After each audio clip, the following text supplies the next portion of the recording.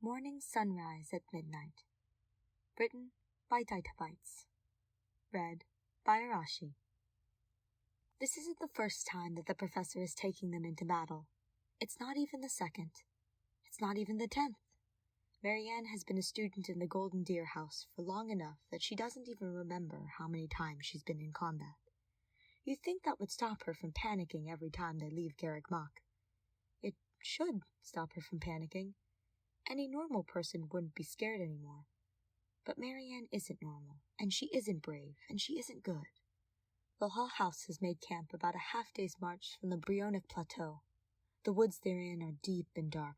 From a warrior's perspective, it makes for good cover. But from the perspective of Marianne, a girl who's all too aware of the weakness of her heart, she'd rather be somewhere with fewer creeping shadows and more light. The sun had long set, and the moon is somewhere above their heads, pale beams filtering dimly through the tree branches. Everyone else is asleep in their bedrolls. The only ones awake are the posted sentries from the battalions, and Marianne. And the sentries may as well not be present. Marianne can hear the rustle of their footsteps now and then, but the students all sleep in the center of the party, so there's a thick band of battalion member tents around the circumference of the Golden Deer camp proper. She's surrounded by people, but she's all alone. Marianne curls into an even tighter ball, shivering even though her blankets are warm enough to withstand the chill of the mountains in Edmund. I want to go home, she thinks, for what must be the millionth time. Her eyelids start to droop, weighed down by the exhaustion of several days of marching and poor sleep. But then the voice in the back of her head whispers, "Do you remember the time that you weren't close enough to cast Psychic on Lysithea? What do you think will happen in battle tomorrow if you accidentally venture out of range again?" An awful fear jolts Marianne awake, anxiety buzzing through her brain and thoroughly driving away the sleep that she was so desperately reaching for. A sob tries to shake its way through her lungs, but she shuts it up behind pursed lips. "No, you aren't going to cry." Marianne tightens her fists until she can feel her nails biting her palms, willing herself to stop weeping. "Marianne?" A warm hand lands on her leg, and Marianne nearly jumps out of her skin. "Hilda! You okay?" Hilda asks, rubbing her eyes groggily on her other hand. I must have disturbed her with my fretting.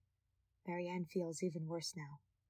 "I'm fine," she mumbles, keeping her eyes glued to her lap to try to hide the tears that are still threatening to spill. Hilda struggles upright, peering at Marianne through her sleep-ruffled bangs. "You don't sound okay. Come here." She shuffles closer, but Marianne is too frozen with nerves to move. After a long moment, Hilda huffs and says, "Or I'll come to you, I guess." She then flops over to Marianne, completely disregarding personal space. Marianne squeaks, rushing over to her tent mate, easing her up against her shoulder to keep from falling to the ground. "Hilda!" "Shh!" Hilda presses a finger to Marianne's lips, still slurring slightly from drowsiness. "I'm cold." She wrinkles her nose and whines. "I can't sleep when I'm cold. Sorry." Marianne doesn't know what to do. She starts to push Hilda back under her covers, but the other girl just pulls Marianne closer. No, don't do it like this, silly." Hilda doesn't like putting effort into doing things, but when she has a goal in mind, it's impossible to stop her. It doesn't take long for Marianne to find herself tugged into Hilda's bedroll, with both of their blankets piled on top of them. What's this?" Marianne asks, helplessly. "It's a comforter, isn't it? You were freezing before." Hilda sighs into Marianne's neck, curling up closer so that her front is pressed more securely against Marianne's back. It's not uncomfortable, but it's also a lot. "Are you sure you...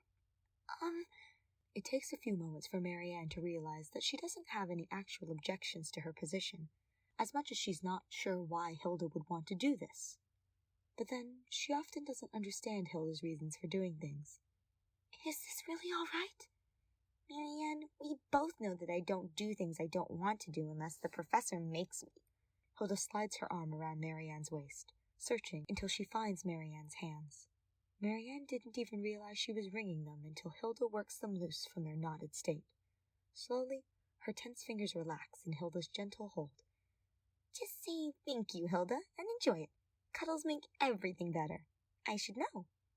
The way she says it makes Marianne wonder if Hilda has bad dreams and fears about battle as well. But that's impossible. Hilda is the bravest person Marianne knows.